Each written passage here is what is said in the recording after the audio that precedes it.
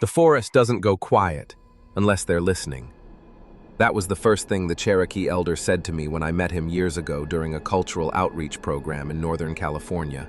He was a thin man, his hair long and silver, his eyes sharp and unreadable. His English was broken, but his meaning was crystal clear. At the time, I thought it was a riddle, something tied to old legends passed down through generations. A story meant to keep people wary of the woods. I smiled politely, nodded, and carried on with my duties. But the weight of those words stayed with me. My name is Ranger Thomas Keller. I was born just outside Redding, California. For more than 2 decades, I wore the uniform of a U.S. Forest Service Ranger, patrolling the rugged, sprawling expanse of the Shasta Trinity National Forest. I know every bend of its rivers, every peak of its ridges, every clearing where families set up tents on summer weekends. And I also know the forest has a rhythm, the dawn chorus of birds, the steady drone of insects in the heat, the creak of pines in the wind, the chatter of squirrels, and the distant crash of a buck tearing through brush. That noise, it isn't background, it's life. It's how you know the forest is healthy, moving, breathing. But when that sound stops, when the forest goes still, something is wrong. In the summer of 2019, it stopped. At first, it was hikers. They'd returned to the trailhead, pale and unsettled, saying the woods felt dead. Families would call in, reporting that they'd camped for 2 nights without hearing a single bird. Some claimed even the crickets were gone. Others said the trees didn't sway, even when the wind was strong enough to tug at their tents. We laughed it off. Stress, imagination, fatigue. That's what we told ourselves. Until one of my own men went missing. I still remember the sound of his last transmission over the radio. Static, broken words. A man trained to be calm under pressure, now speaking in a trembling voice. He said, "The trees are watching." I'd been warned and I ignored it. The Cherokee knew something was wrong here, long before the rest of us caught on. Their stories weren't just stories. They were warnings passed down, generation after generation, for those who would listen. Now, I'm telling you this not as a historian, not as a folklorist, but as a ranger who was there. And if you think you know how this ends, you don't. Because this isn't about a missing person. This is about what happens when something ancient decides it no longer wants you in its home. Stay with me. Listen carefully. Because what I have to tell you might change the way you think about every forest in this country. And before we go further, hear me out. If you want the truth of what I saw, if you want to understand the silence that swallowed the trails of California, you need to subscribe to MindFuel right now. This story doesn't stop here. The forest doesn't stop listening. And if you leave now, you'll never understand what was really waiting in those trees. The Cherokee have a way of passing down knowledge, not through written words, but through stories, told and retold across generations. And while outsiders often call them myths or legends, the elders never use that word. To them, these are instructions for survival. One of the oldest of those instructions is about something they call the eyewitness. The name translates to the flying serpents. But to picture snakes with wings would be too simple, too literal. These were not animals in the way we understand them. They were forces. They were presences that moved across the land, and when they descended, the forest itself would fall silent. Entire valleys would lose their song. The oral tradition says the Cherokee learned long ago to measure safety by sound. Birds were not just part of the landscape. They were the alarm system of the woods. When the sparrows and thrushes fell quiet, when even the woodpecker refused to strike the bark, it meant the eyewitness were near. The rules were clear. You did not wait. You did not linger. You left immediately. I spoke once to an elder from the Eastern Band, and I'll never forget what he told me. His voice was quiet, deliberate, as though speaking the words themselves gave them weight. He said, "It is not death that comes, it is hunger." When I asked what that meant, he didn't explain. He simply looked past me, to the tree line, as though remembering something he could not, or would not, put into words. And maybe that's because it isn't meant to be explained. It's meant to be understood in the body, in the instinct. You hear the birds stop. You feel that pressure in your chest. You move. Because if you stay, you don't just risk dying. You risk being taken into that hunger. Now, you may think these are just stories told around firelight. And for years I thought the same. But in 2019, here in California, I started hearing things from hikers and campers that lined up with those old Cherokee warnings almost word for word. Entire stretches of trail where birds no longer sang. Valley. It was late July when the first reports came in from backpackers near Mount Shasta. They weren't the kind of people who rattled easy. These were seasoned hikers, men and women who carried maps older than their boots, who knew how to read the land, who respected the forest. But when they stumbled out of the tree line that day, their faces were pale, their voices trembling. They said the forest had gone silent, not for a moment, not for a passing shadow overhead, but for 6 hours straight. No birdsong, no crickets, no frogs in the marshy bends of the trail. Just silence, stretched so long it made them start whispering to each other because their own voices sounded too loud. One of them had the sense to take out a phone and start recording. When investigators played it back later, there were no birds, no wind, just a faint humming. Low, steady, unnatural. A sound you couldn't quite place, like something alive but mechanical at the same time. They said it followed them as they walked, that it grew louder when they tried to make camp, and that in the small hours of the night, the humming seemed to pulse, as if it were breathing. They left in a rush before dawn, too shaken to even put out their fire. They came down the mountain carrying nothing but the clothes on their backs, leaving their packs, tents, and food behind. When search and rescue followed up on their abandoned coordinates, they found the camp exactly as the hikers described. Gear scattered, half-prepared meals still sitting on stoves, maps lying open as though they'd been dropped mid-step. The only thing that showed life had been there was the fire pit, still warm, the coals faintly glowing, as though someone had left only moments before. But there was no sign of the hikers. No boot prints leading away, no dragged supplies, nothing. Just that warm fire and silence. Word spread quickly among the locals. Campers who had lived their whole lives in the shadow of Shasta began saying the same thing. We don't hike past dusk anymore. Families came. In August of that same summer, a man named Daniel Holt made his way into the Shasta Trinity backcountry. Daniel wasn't a hiker or a ranger. He was an audio engineer out of San Francisco, a professional who specialized in recording natural soundscapes for use in films and documentaries. He had a reputation for patience. Daniel would sit for hours in a single spot, just to capture the sound of wind moving through cedar needles, or the way owls called across a ravine. He was meticulous. His equipment was top of the line, his tapes flawless. That's why what he brought back that week sent chills through everyone who heard it. Daniel had set up camp deep in the woods and left his microphones running overnight, something he'd done dozens of times before. He expected the usual playback: frogs, coyotes, the occasional branch snapping under the weight of a deer. But when he checked the recording the next morning, the file was blank. Not corrupted, not distorted, just silence. All except for 3 words: faint, whispered, not in English. Daniel was no linguist, but he was careful.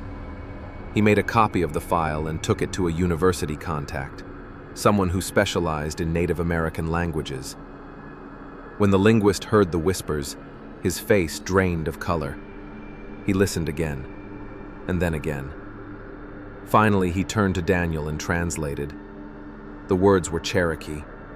They said, "We warned you." That was all. Daniel was shaken, but he wasn't the kind to frighten easily. He wrote in his notes that he planned to go back into the woods, to set up new equipment, to prove, or disprove, that what he'd captured wasn't just some anomaly. He never returned. A search and rescue team was sent out days later, guided by the GPS coordinates from his last known location. They found his tent, zipped shut.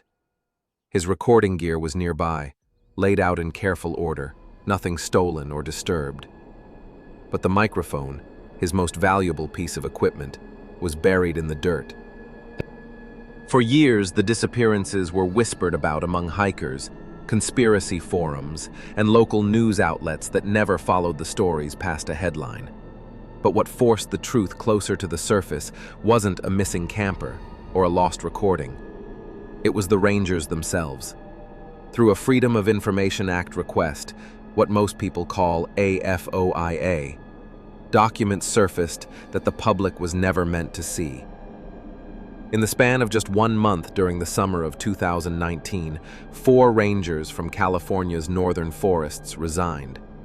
4 in 30 days, and it wasn't for the usual reasons. The letters they left behind weren't standard resignation forms typed up by human resources.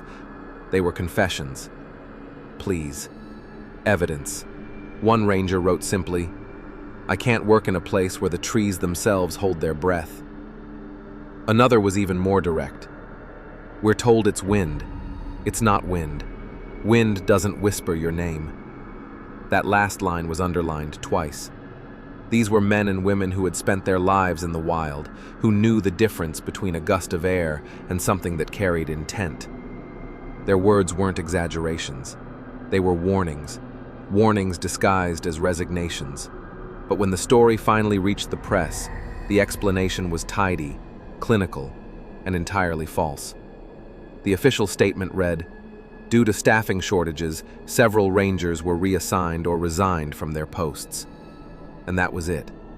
No mention of the silence, no mention of the whispers, no mention of what those rangers had written with shaking hands as they turned in their badges and uniforms.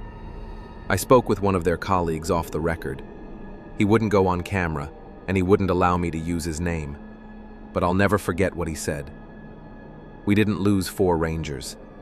We lost 4 voices who tried to tell the truth." After that, the fear inside the Forest Service spread faster than the silence itself. Those who stayed on the job refused to patrol certain trails after dusk.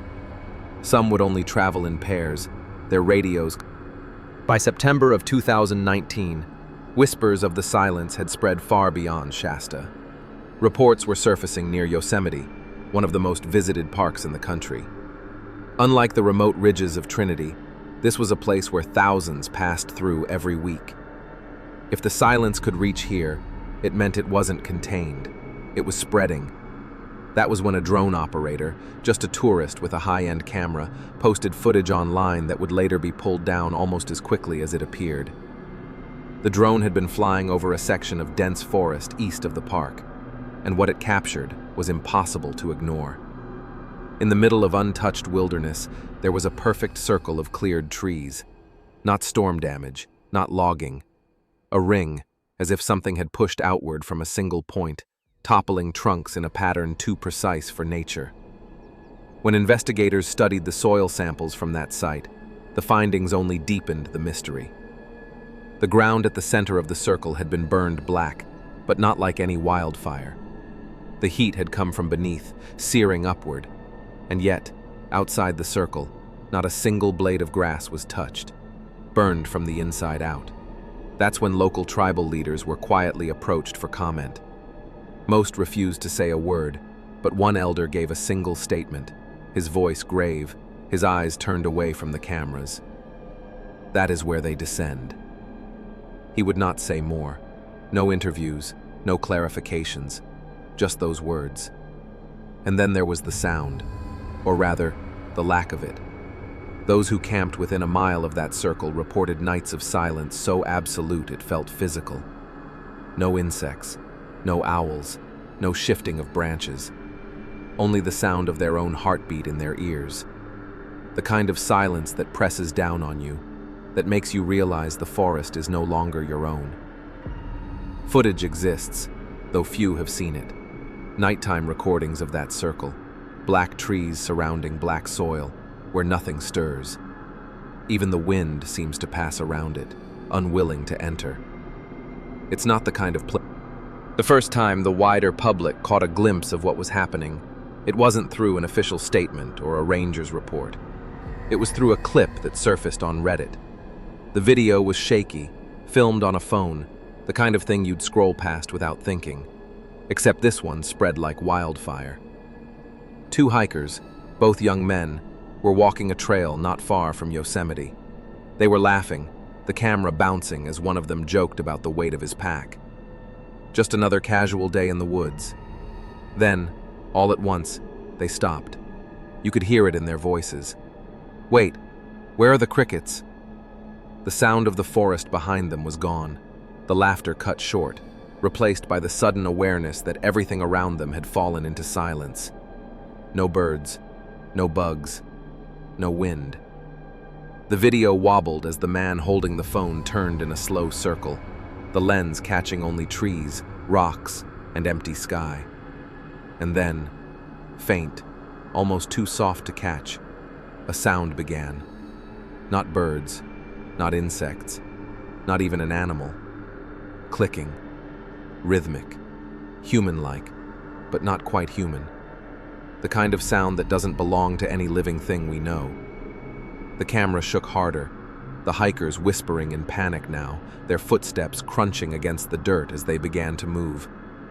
The clicking followed, closer, louder. And then, in the last seconds of the recording, the lens caught something no one has ever been able to fully explain. The trees behind them rippled. Not from heat, not from wind. A distortion, like a shimmer across the air itself. But the distortion had shape, mass, something tall, broad, moving through the tree line with deliberate weight. The screen went black before anything more could be seen. Authorities called it edited footage, dismissed it as a hoax. But here's what they didn't say. The hikers' families never saw them again. Their names appeared once in a missing persons log, and then were gone. Their cases swallowed up like so many others. By the late summer, the silence was no longer confined to a single trail or an isolated stretch of forest. It had spread. Entire counties in Northern California began reporting nights where the world itself went quiet. No owls, no insects, not even the hum of wind through the pines. The first reports came from rural farmers. They noticed their cattle and horses refusing to move after sundown. Whole herds stood frozen in the pastures, their eyes wide, ears twitching, bodies stiff as if some unseen hand held them in place. Hours would pass before they moved again, resuming their grazing as though nothing had happened. Local sheriffs dismissed the calls as exaggerations. "Animals get spooked," they said. "It's normal." But the people living out there knew better. They'd been raising livestock for generations, and they knew the difference between fear and paralysis. One farmer, his voice shaking in a town hall meeting, gave testimony that still circulates today. "It's worse than noise. It feels like the earth itself is holding its breath." That's how they described it. Not silence, something deeper, something vast. The dogs knew it too. Loyal shepherds and retrievers, animals bred to guard homes and fields, refused to step outside on those nights. Some clawed at doors, whining to stay inside. Others hid under beds, their bodies trembling, their eyes fixed on windows no one wanted to look through. In the towns, people would lie awake, staring at their ceilings, straining to hear even the smallest sound. A moth against the glass, the creak of the old house frame, anything to prove the world was still turning. But on those nights, nothing came. No distant highway, no passing plane, no world beyond their walls. Just the stillness. Reports filed with local authorities mentioned strange symptoms too. Nausea, dizziness, a pressure in the skull like something pressing from all sides. Entire households described the same thing. The sense of being watched, of something moving outside, In late autumn, a Cherokee elder agreed to one final interview. His health was failing, and his family said he felt an urgency to speak. An urgency he had carried for decades, but which had grown unbearable in the face of what California was now experiencing. His voice was weak, but steady, every word measured. "We told you. When the forest is quiet, it is already too late." To him, the silence was not a mystery. It was a certainty. A sign the world had crossed a threshold that could not be undone. He explained that what people thought was absence, the vanishing of birds, of crickets, of the wind itself, was not emptiness at all. It was consumption. "It is not gone," he said. "It is taken. Something is eating it. First sound, then breath, then flesh." The elder's words unsettled the interviewer, who later admitted they felt the air in that room grow heavy as he spoke, as though the silence he described was leaning against the walls, listening. A week later, the elder passed away. At his funeral, the community gathered beneath a slate-gray sky. Prayers were spoken, songs carried on the wind, and for a moment, it felt as if the warnings had been buried with him. But then the ground began to tremble. The mourners clutched at pews and benches, children crying out as the vibration deepened. It felt like an earthquake, rolling through the earth in waves, rattling the windows, shaking loose dust from the rafters. But when officials checked, there was no record of seismic activity. Not a single instrument in the region had registered movement. What shook the ground that day was not an earthquake. It was something else. The people present said the tremor carried sound within it, but not the kind anyone recognized. A low groaning, stretched and distorted, as if the earth itself was trying to mimic a voice. And then, just as quickly, it stopped. The silence that followed was worse. In that stillness, more than one mourner swore they heard the elder's words. By the start of 2020, reports of unnatural silence in Northern California forests were no longer whispers between hikers or half-forgotten notes in ranger logs. They had become national news. Local stations covered it. Outdoor forums lit up with first-hand testimonies. Researchers began comparing recordings, each one confirming the same thing: long stretches of absolute nothing. And then, just as suddenly, the stories stopped. The official explanation came fast, delivered in careful press releases and polished statements. Controlled burns. The government claimed it was a preventative measure, small fires set to protect the land from larger, catastrophic wildfires. On paper, it sounded reasonable, necessary. But locals tell a different story. No trucks were ever seen rolling through the fire roads. No smoke plumes marked the sky. No ash drifted down on the nearby towns, the way it always does when the land is scorched. What the people saw instead were patterns. From the ground, hikers described enormous black circles, each one charred into the earth with precision, too perfect to be wild, too vast to be explained by a single spark.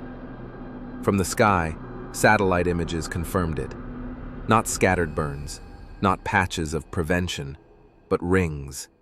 Enormous, symmetrical rings, spreading outward as though something below had pressed its shape into the soil, leaving a brand.